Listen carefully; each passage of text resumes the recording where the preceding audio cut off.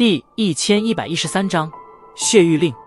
望着面前那在随意站立间却是弥漫出一股磅礴气息的青年，林泉的脸色在这一刻变得相当的难看。四星斗宗？林泉目光阴沉地盯着萧炎，心中满是不可思议。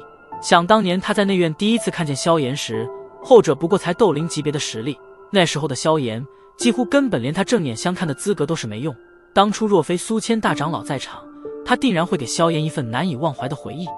然而林泉却是无论如何都是想不到，时隔短短几年时间，待得再次见面时，这个当年的萧家废物居然也是达到了斗宗层次，而且比起他来也仅仅是弱了一星而已。这等天地之别的变化，怎能令得林泉不感到震惊？在林泉面色阴沉时，萧炎的目光也